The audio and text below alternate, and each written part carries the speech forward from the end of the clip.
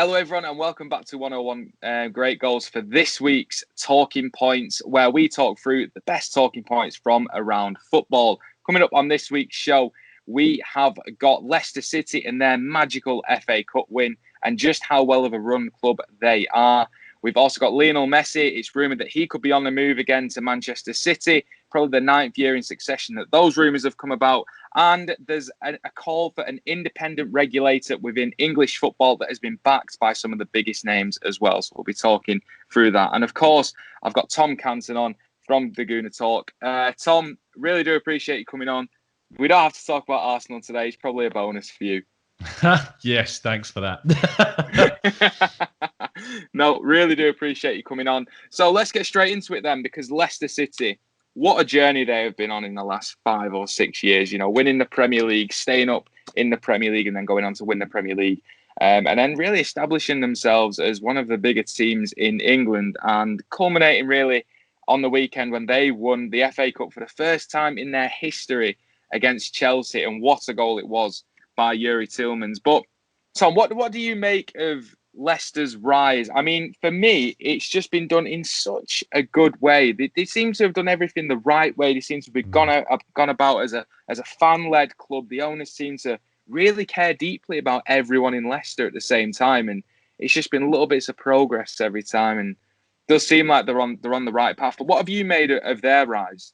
I think, speaking as kind of an Arsenal fan, it is looking at kind of the idyllic situation. It is utter envy that comes from me towards Leicester. It really is. I mean, you saw the owner on the pitch with the FA Cup trophy. That is what Arsenal fans are desperate for, is an owner that cares. But not only that, it's an owner that makes sure that the club is run in the right way and that they're employing people that are going to make this club improve and progress season upon season. No matter who they lose in the squad, they are then replaced with really top quality players. I mean, the list of players they've lost during this time from their title winning season, when they lose Kante, they lose Mahrez, going on from that, they replace them, and then they lose Maguire, they lose Ben Chilwell, and they just keep replacing these players and churning out really good, decent signings. And now they're in a position where they're not replacing them with like savvy little pieces of business. Like you see like Wilfred Ndidi come in to replace ultimately N'Golo Kante going forwards. There was no one really looking at Ndidi at that time from a kind of a top 6 kind of standpoint, but he's become a top 6 quality player at Leicester. Now they're moving to the next level where they're now looking at bringing in quality Champions League level players like Tielemans from Monaco, like bringing in Castagna from Atalanta, bringing in these players that are going to progress them and close that gap between themselves and the top rather than where they were in the top 6. They are going about this the right way and perfectly using these players in the right direction. They lose Maguire. They bring in Soyuncu, and he's obviously done an amazing job too. But they've also not been snobby, which is a word I use a lot especially from an Arsenal perspective, is that I remember when we were linked with signing Johnny Evans from West Brom, the amount of Arsenal fans that would just go, Johnny Evans, you're having a laugh. And then, I mean, you see Leicester go and buy him and you see the impact he's had. Players like that have had a key and instrumental impact on that team. And they just, it's pure envy, and they do it the perfect way. Yeah, they do. They really do. And I must admit, even from a Manchester City standpoint, which we've got it good, we've got it amazingly good. You're going to be threatened to, mate. They're coming for you. Well, it could be. This is the beautiful game that we all love, Tom, and the ESL would have ruined that. But we'll get onto that in a little bit. Anyway, so Leicester, from an outside point of view, it's just hard not to support them, especially when they're in that situation. I don't think there's anyone outside of, well, maybe Derby would have had something to say, but outside of the Chelsea bubble that wouldn't have been supporting Leicester. I think Sean said, how could you not have cheered Leicester on yesterday? What a fantastic club from top to bottom. And it's true, isn't it? Enviable from all aspects, from the way that the owners interact with the players and interact with the fans. You know, horrific scenes in 2018 when there was the helicopter crash that sadly the Leicester owner lost his life, but you could see that they cared so much about Leicester that the son is exactly the same person, has come in and has carried on those values. And it's really nice to see in an age of football that we're in, to see that sort of loyalty and respect from all areas, and to really put Leicester at the heart point. You know, they give fan packs to the fans, they give free beers to the away fans that travel to all over, and it's just like, I think Jack Whitehall put a tweet out, which is quite relatable to you, is that if Kroenke went onto the pitch, someone would have to tell him which team Arsenal were. Yeah. It was like, but that's true, isn't it? And he'd Like be surrounded by bodyguards. Exactly. And it was just such a nice story for me to see. It really is the beauty of football, isn't it? And where does this leave Leicester now? They've gone on, they've won the Premier League. Then like you say, they lost all those players, and they had such a good strategic market strategy where they have replaced every one of them with absolute prowess and just pure talent. Indeed, he's probably one of the best CDMs in world football right now. Soyuncu, who no one really knew, has come in and filled that gap that Harry Maguire's left. And you're perfectly right in that. They've got a brand new training facility now. They've got academy players that are coming through. Fofana is absolutely fantastic at the back. Where does that leave Leicester now then? Do you think they can seriously establish themselves now as a big top six club at the expense of maybe Arsenal? Yeah, well, I don't think it's at the expense of Arsenal, because I think Arsenal, it's already have been just pushed aside. It's now going to be at the expense of other teams that are pushing for that top four. I mean, you look at where they're on the table, they're pushing out Chelsea and Liverpool at this stage, and obviously they've made that top six race and top four race extremely difficult for those teams. Ironically, their most important game of the season wasn't the FA Cup final. Their most important game is tomorrow's match against Chelsea, because if they lose that game, they lose control of that top four position. Of course, they've got a really tricky game against Spurs as well in the last game of the season, which is also going to be paramount. I feel like they can win that game, but Chelsea are going to be wanting absolute revenge and will know how important that game is. It's a real kind of paradox, those two teams, because the game will define for them how their seasons are going to finish. If Chelsea lose, their control of the top four goes, especially if Liverpool, well, I mean, you saw with Alisson's goal yesterday, like all of the signs seem to be showing that Liverpool are going to knock Chelsea out somehow. But it will be one of Chelsea or Leicester that take the plunge, ultimately leaving Liverpool in a great position to take them over. So it's difficult. I think that if Chelsea lose this game, their season could be in real danger of falling away with a Champions League final against the obviously outriding favourites, even though they've beaten Man City twice this season. It's just a different moment, a different game with different pressures, and a manager in Pep Guardiola that's been there and done it so many times. But Tuchel obviously lost the Champions League last season. But for Leicester, if Leicester can beat Chelsea, obviously it gives them a huge boost going into the Spurs game. And if they do it this season, they get into the Champions League. You have to say that drastically transforms their transfer window. They're already looking like they're going to get Boubakary Soumaré in from Lille, which is another really good bit of business to partner Wilfred Ndidi in the middle and give more competition to Tielemans. It's almost becoming like the Man City scenario, where you've got so many good players in all the different areas of the pitch that they're now trying to mirror that model and bring in those players. But it will rely on getting Champions League football, whether they can achieve that and start that next process of establishing themselves, not just as top four competitors, but as title challengers going forwards. And just quickly before we move on then, how highly do you rate Brendan Rodgers? And I think Gary Neville mentioned it yesterday, and he said Leicester fans won't thank him for it, but I think Arsenal would be crying out for a manager like Brendan Rodgers. I mean, is that true on yourselves? Of course it is. Brendan Rodgers is a manager that obviously his character is often questioned, and his kind of demeanour and maybe partly his arrogance can be questioned. But I've always kind of turned around that whilst arrogance is viewed as pretty much a negative characteristic, in sport, it is a necessary characteristic. You look at the best players in the world, your Ronaldos, your Thierry Henrys, without the arrogance that they possess, you don't get to that level. And Brendan Rodgers has that level of arrogance because it's assuredness in himself and what he knows as a coach to push his team forwards. And so he took Swansea to an incredibly high level, getting them to the Premier League. He took over Liverpool, got them as close to a first Premier League title as they possibly could do. And were it not for a slip from Steven Gerrard, they may have got it. And obviously put that team together. He went to Celtic and continued their domination. And you look what happened to them after he's left, and what's now Celtic have obviously lost that 10th title in a row. He's gone to Leicester and taken them from a low point under Claude Puel, a bit of a dip in their trajectory. And he's again rescued that dip immediately and taken them forwards. They've effectively done what Arsenal failed to do with the dip that Unai Emery started by getting in. Arteta's not been able to do that immediately. Maybe he'll do it in the long term. We don't know. But Brendan Rodgers has done it immediately with the Claude Puel dip in form, and as again put them in that top 6 and now top 4 contention. Yeah, 100%. I love Brendan Rodgers from the outside looking. I just think he gets on with his job no matter where he's at, and he seems to really bond with the players and get the best out of them. I don't think there's many other managers that could do what he did, especially when he came in the first time round and get them playing like he did in such a short space of time, similar to what Tuchel's done at Chelsea. I don't, obviously with a very different caliber of players when they first went in. But yeah, I think he's a fantastic coach, and I think he has genuinely got such a big future ahead of him, whether that is, because in management terms, he's still relatively young, and whether that is at Leicester, who you say, if they get Champions League football, they'll be building on it again and looking to replicate maybe that Man City model. But I think if it wasn't to happen at Leicester, there wouldn't be, he wouldn't be short of suitors that would want to take Brendan Rodgers in at their team. So let us know in the comments what you think of Leicester's FA Cup triumph and what you think of how the club is run and Brendan Rodgers and just everything around Leicester. So moving on, Lionel Messi, he's been in the headlines again. Was it his last game at the Nou Camp the other day when they lost 3-2 at home, derailed their title charge? And it just doesn't seem right at Barcelona at the moment. But there's been a few articles saying that he is open again to a move to Manchester City, of course. He did seem to come quite close to moving last season, and he can move for free this summer.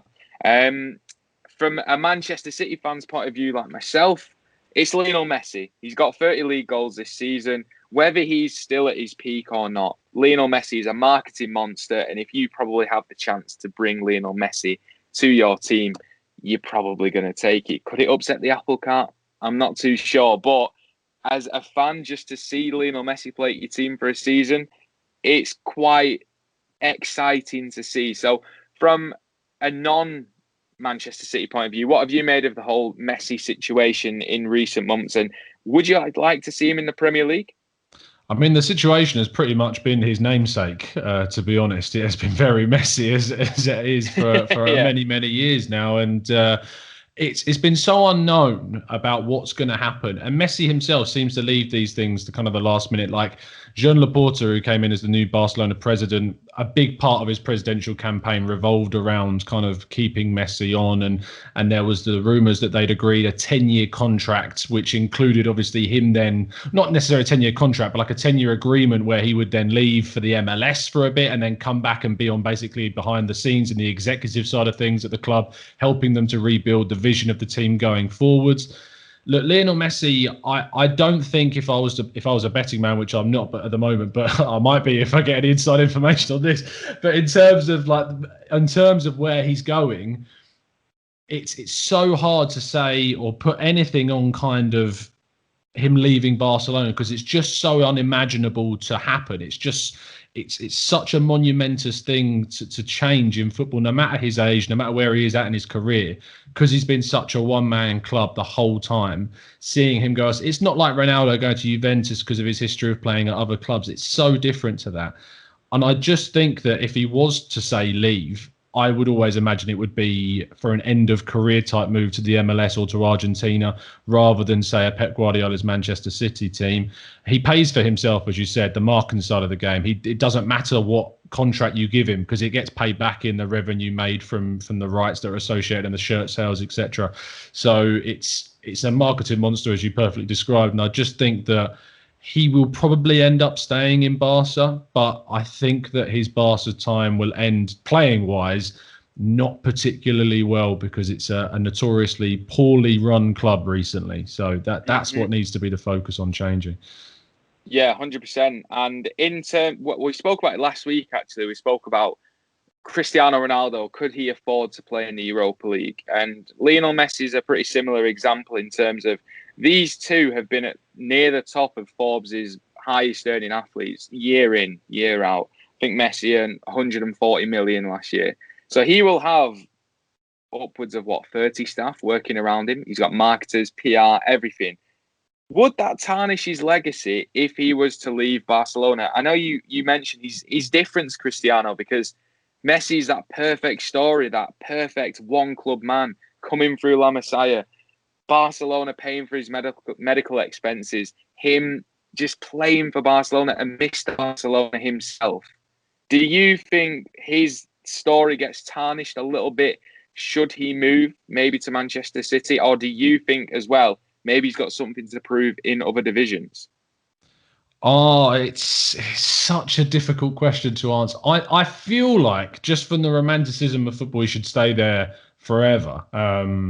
Because Barcelona is Messi, Messi is Barcelona in the modern era of the game, and that's just how I look at it. But from a purely selfish point of view, and not necessarily an Arsenal point of view, but from a Premier League standpoint, to see him play in the Premier League would be unbelievably fun. And you can imagine just like kids growing up and watching the Premier League, which obviously is a very attractive league anyway, but to get whom a lot of people consider to be the best player in the world and maybe even of all time playing in the English top flight would be a great scene. To see Guardiola and him reunited as well would be great. But it's a really difficult one because I don't know where to go. I say my head's saying it would be amazing for the Premier League. My heart's saying that I feel like he should stay with Barcelona and just end that journey and do his best to try and help that situation as much as possible. But it's too hard to give you a definitive answer on, I'm afraid. It's 6-1, half a dozen of the other, isn't it? Because even if he was to come to Manchester City, and have you seen him play live?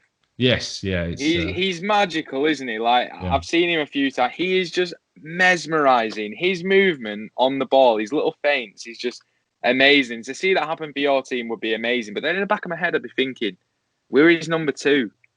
He loves Barcelona more than us.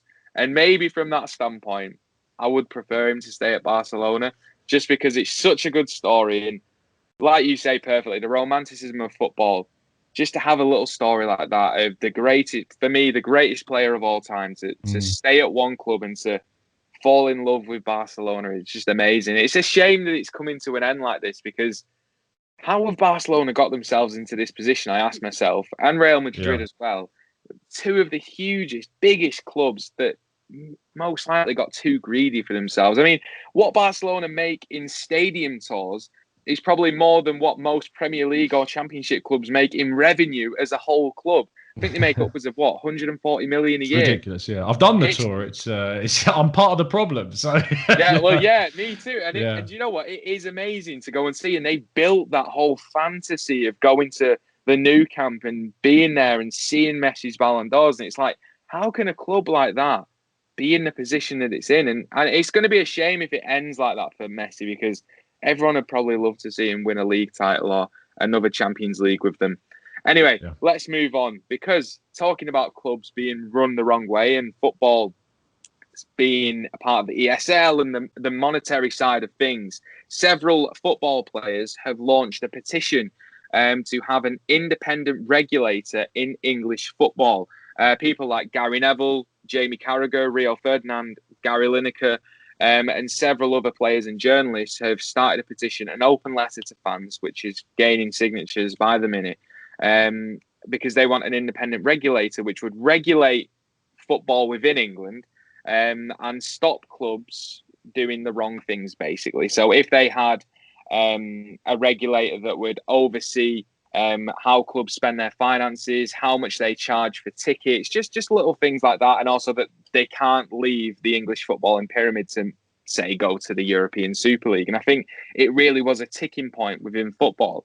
Personally, for me, something that I'd want to see, and my club is probably one of the main causes of these problems. I'd love to know that there was an independent regulator there that didn't allow clubs to just do what they want and to make decisions without A, consulting fans, or B, consulting the wider footballing community. Where do you stand on it, Tom? Because obviously Arsenal as well also tried to go into the European Super League.